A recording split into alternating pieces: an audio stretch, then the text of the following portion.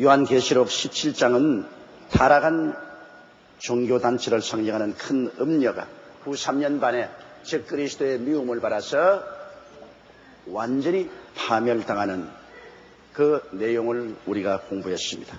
이제는 18장은 바벨론, 즉 적그리스도의 서울, 적그리스도가 통치하는 수도인 그 적그리스도의 서울이 완전히 하나님의 심판을 받아 처참하게 파멸당할 것을 보여주고 있습니다. 주님께서는 이 영적인 바벨론인 혼합 종교도 심판하시고, 그 다음에는 정치, 경제, 교육, 문화, 군사, 산업의 중심지인 적그리스도의 도시 바벨론도 파멸하십니다. 왜 바벨론이라고 말하냐면, 여러분, 바벨론은 인류 역사상 처음으로 나라가 서고 그리고 하나님께 반역한 곳이 바벨론입니다.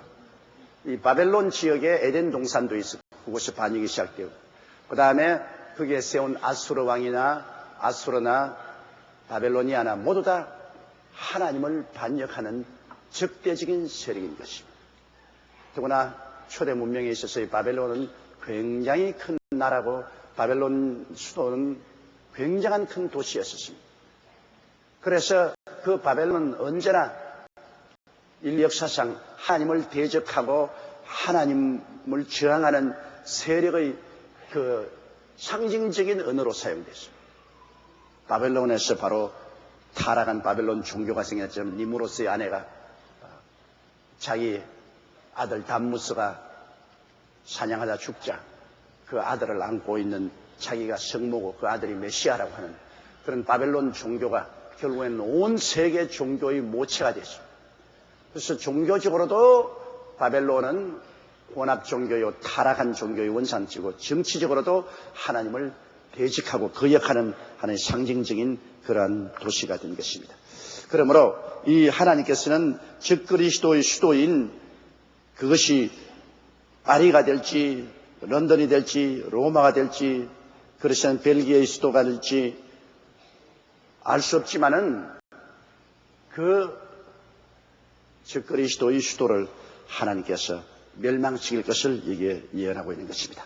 그럼 우리 18장 1절 읽어보십시다.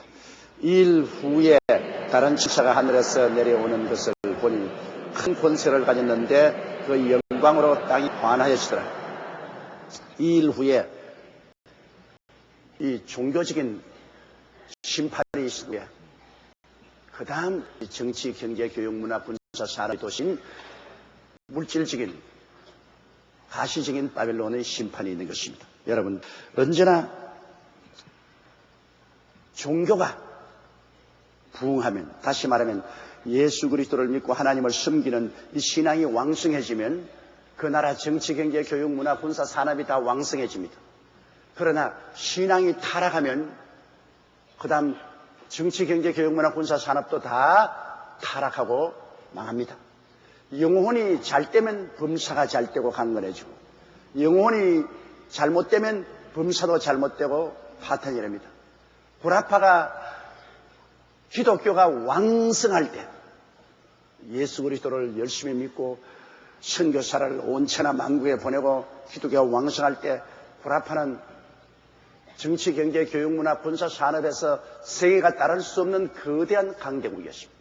구라파는 세계적인 강대국이었습니다. 그러나 제2차 세계대전 이후에 신앙이 타락했습니다. 그들은 교회를 나가지 아니하고 예수 그리스도를 믿는 신앙이 타락해버렸습니다. 형식은 있어요. 그들은 크리스마스 때 쉬고 부활절날 쉬고 오순절날 쉬고 뭐 이런 국가적인 공휴일이 다 종교적인 형식은 가지고 있습니다. 내용은 다 없었어요. 그래서 종교가 타락하니까 사회 전체가 몰락했습니다. 오늘 구라파 문명은 황혼기에 들어가 있고 몰락기에 들어가 있습니다. 그래서 원수 마귀가 들어와서 휘어잡을 수 있는 적그리스도의 그런 기초가 이루어집니다. 영국 같은 나라가 여러분 한참 영적으로 왕성할 때 온 세계를 지배했습니다. 영국은 지구상에 해지는 곳이 없다고 했습니다. 동서양에 다 식민지를 가지고 있었습니다. 그러나 영국이 제2차 세계대전 이후에 신앙이 쇠폐해져서 교회가 텅텅 비고 타락하자 영국의 국위는 다 날로 쇠퇴해져서 지금은 영국은 아주 쇠퇴한 노제국으로 변화되고 말았습니다. 지금 미국이 저렇게 왕성한 것은 미국에 아직까지도 신앙이 살아있습니다. 미국에 그렇든 저렇든 아직까지도 미국에는 하나님을 경배하고 받드는 신앙이 왕성하게 미국의 사회에 기반을 이루고 있습니다. 그렇기 때문에 미국이 정치적으로 경제적으로 강성하죠. 오늘날 우리 한국이 범사에 잘되고 강건한 이런 훌륭한 나라가 되려면 우리가 신앙적으로 왕성해져야 됩니다. 우리 국가 전체가 예수를 믿고 하나님을 경배하는 영적인 운동이 왕성하게 활발하게 일어나면 그다음 모든 일이 왕성해집니다. 형통해지고 범사에 잘되고 강건해지죠. 신앙과 우리의 생활의 성패는 아주 밀접한 관계가 되어 있습니다. 영적으로 흥하면 모든 것이 흥하고 영적으로 쇠퇴하면 모든 것이 망해져 가는 것입니다. 그렇기 때문에 예수님이 말씀하신 말씀을 우리가 마음속에 깊이 기억해야 됩니다. 영혼이 잘됨같이 범사에 잘되고 영적인 문제, 그 나라와 그 일을 먼저 구하라. 그러면 모든 것을 너에게 도와주리라. 먼저 할 것 먼저 하고 나중 할 것 나중하고 순서가 분명해져야 돼요. 그 순서를 뒤바꿔 놓으면 이건 죽도 밥도 안 되는 것입니다. 그래서 이 적그리스도의 나라는 하나님을 대적하고 하나님을 반역하고 세운 나라이기 때문에 이건 뭐 정치적으로 경제적으로 망할 것은 뻔한 일입니다. 먼저 종교가 심판받지 않았습니까? 먼저 혼합 종교, 바벨론 종교인 혼합 종교가 어마어마한 음녀의 심판을 받았습니다. 그 영적인 종교 문제가 먼저 심판하고 그 다음에 오는 것이 정치, 경제, 교육, 문화, 군사, 산업 다른 면에서 심판이 다가오는 것입니다. 우리나라가 잘못되면 제일 먼저 심판이 교회에 옵니다. 하나님이 교회를 먼저 심판하죠. 교회를 심판하고 나면은 그 다음에는 모든 우리 정치, 경제, 교육, 문화, 군사, 산업 전반적인 심판을 내는 것입니다. 우리가 일정 36년 동안에 종교가 타락했습니다. 기독교가 일본 정부의 압력에 못 이겨 무릎을 꿇고 신사 참배를 했습니다. 일본 신 참배를 했죠. 그러니까 종교가 타락했지 않습니까? 우리 기독교 신앙, 하나님을 믿는 신앙이 타락하니까 그 다음 하나님 심판이 어디왔습니까? 6.25 사변이 바로 거기에서 온 것입니다. 교회가 하나님 앞에서 타락함으로 그 다음 정치적으로, 경제적으로, 산업적으로 하나님의 심판이 우리 한국에 다가옵니다. 6.25 사변은 먼저 영적으로 한국이 타락하고 난 다음에 그 다음에 눈에 가시적인 물질적인 세계의 심판이 온 것입니다.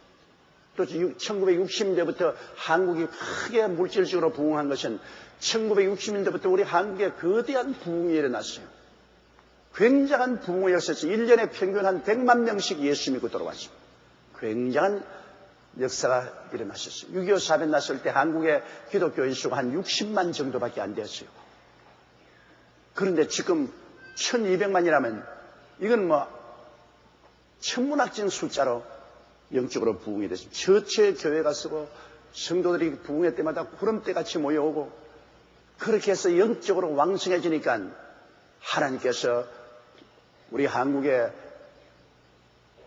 GNP의 6%를 군사비에 지출하고 100만 명의 청년들이 일 안 하고 일선에서 군인으로서 지키고 있습니다. 이래서 뭐 실제로 여러분 이 세계 국가 경쟁에서 우리가 굉장히 뒤떨어질 수밖에 없는 그런 형편에도 불구하고 우리는 하나님의 축복을 받아 연년세세 풍년이 다가오고 흉년이 없었습니다. 언제나 주국 생산이 우리 먹고도 남도록 풍년이 다가오고 그 다음에 산업이 눈부시게 성장하고 발전해서 오늘날 우리가 중진국 상위국까지 올라오고 OECD 국가가 되고 하는 것이다. 그 때문인 것입니다. 또 신앙이 그동안에 침체돼 가지고서 교회가 기도를 게을리하고 전도를 게을리하고 침체하니까 당장 IMF 보는 거 보십시오. 교회가 영적으로 타락하고 침체하니까 경제적인 거대한 파탄이 있다고 합니다. IMF, 그동안에 IMF 당해서 또 교회가 얼마나 회개를 했습니까? 우리 교회로부터 시작해서 온 교회가 IMF를 당하고 난 다음 회개하고 가슴을 치고 주님께로 돌아오니까 또 IMF에서 싹 벗어나지 않습니까? IMF 졸업하고 또 죽었어요. 이 교회가 흥망성쇠의 여러분, 이 지렛대입니다. 이제 우리 대통령께서 남북 대화를 위해서 평양으로 가시지만은 교회가 살아서 뒤에 기도로서 왕성하게 밀어드리면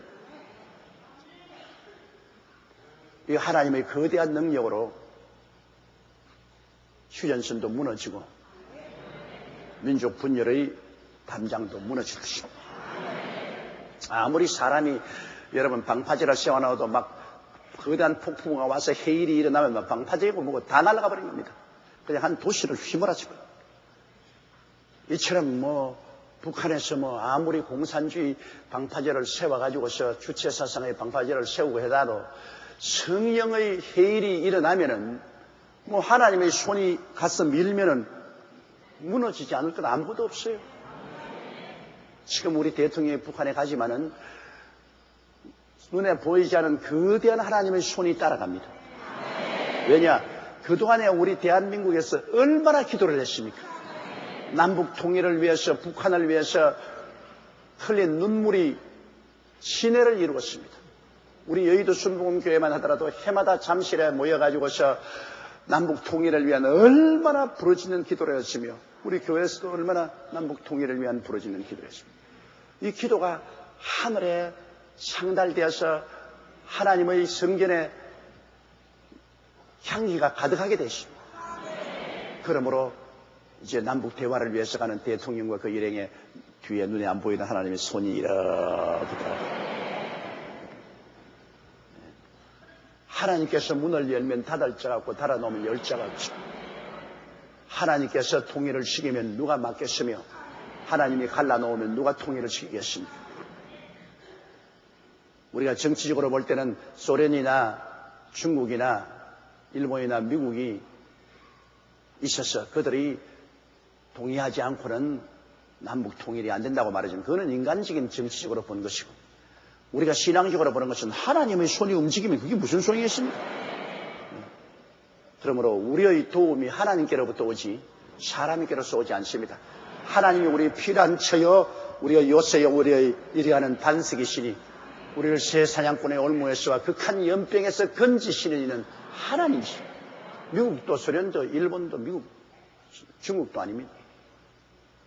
우리는 전능하신 하나님을 의지하는 것입니다.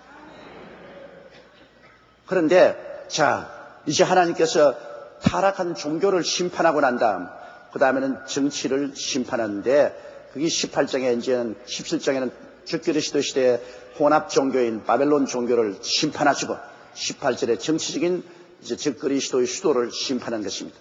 이 일 후에 보니 다른 천사가 하늘에서 내려오는 것을 보니 큰 권세를 가지는데 그 영광이 온 땅에 환하여지더라 했는데 이 모든 하나님의 역사는 천사들이 하는 것입니다. 하나님은 보좌에 앉아서 우리 주 예수 우리를 통하여 명령하시고 하나님의 천사들이 하나님 명령을 받들어서 일을 하는 것입니다. 그러므로 우리의 이 살아가는 이 세계에서 전쟁도 배후에는 전쟁을 일으키는 천사가 있고 평화를 가져오는 천사가 있고 하나님의 사역하는 데도 뒤에 천사들이 와서 도와줍니다. 예수님께서 40주 40일 금식했을 때 천사들이 와서 수종 들었으며 겟세마네 동산에서 예수님이 피땀을 흘리고 기도할 때도 천사들이 내려와서 힘을 도와주었습니다. 아브라함에게도 이삭에게도 야곱에게도 늘 천사가 나타나서 붙들어 주었습니다. 이러므로 여러분 천사는 눈에 보이는 현상으로 사람의 모습을 가지고 다가올 때도 가끔 있지만은 대개는 영체이므로 눈에 안 보이는 모습으로 우리 가운데 와 있어서 구원받을 후사들을 돕기 위해서 일을 하고 있는 것입니다. 이러므로 여러분 우리는 모든 우리의 현실적인 배후에 하나님의 천사의 역할이 활발히 있다는 것을 알고 열심히 기도하면, 그리고 하나님을 의지하면 하나님의 사자가 와서 우리를 전쟁이나 환난이나 위기에서 건져주는 것입니다. 하나님께서 그 사자를 보내사 길에서 우리를 지켜 우리 돌이 발에 부딪히지 않게 해주겠다고 말씀하신 것입니다. 신약 성경에도 여러분 베드로가 감옥에 있을 때 천사가 와서 감옥에서 내주지 않았습니까? 이러므로 우리는 이 성경을 통해서 보게 될 때 하나님의 천사의 역할이 우리가 생각하는 것보다 더 크다는 것을 우리가 알 수가 있습니다. 오늘 우리가 이 자리에 모였는데, 이 자리에 우리가 눈에 안 보여 그렇지, 여기에 천사들이 우리를 둘러 진치고 있습니다. 하나님의 천사가. 여러분 한 사람 한 사람에게 하나님의 보호천사가 임명되어 있습니다. 성경에 보면 어린아이 한 사람에게도 하나님이 천사를 임명해서 그 천사가 매일같이 아버지의 얼굴을 배웁고 보호를 한다. 그러므로 여러분의 생애 속에는 여러분의 보호천사가 있어가지고서 대장을 가지고 여러분의 선과 악을 다 기록하고 있는 거예요. 하늘나라 파일에 여러분의 선행과 여러분의 악행이 다 기록되어 있어요. 하나님 천사가 24시간 여러분 따라다닌다는 걸 잊지 말아야 돼요. 세상 사람이 24시간 스토킹하고 따라다녀도 살아남을 수가 없는데 정신적으로 긴장이 되어서. 이건 뭐 천사가 계속해서 우리 주위에 따라요. 마귀도 우리를 노리지만은 천사도 늘 우리 주위에 있어서 우리의 기도를 통해서 역사해 주는 것입니다. 다니엘이 21일 동안 계속해서 기도하니까 군장 미카엘이 와서 기도 응답을 가져오는 천사를 도와서 그가 다니엘에게 내려온 것입니다. 이처럼 여러분 기도를 해야 천사가 역사하는 겁니다. 뭐 기도도 안 하고 게을러서 들어 누워 있는데 천사가 와서 역사할 리가 없어요. 항상 기도하고 낙심치 말며 여러분이 꾸준히 기도하고 매달릴 때 천사가 와서 여러분을 도와주시게 되는 것입니다.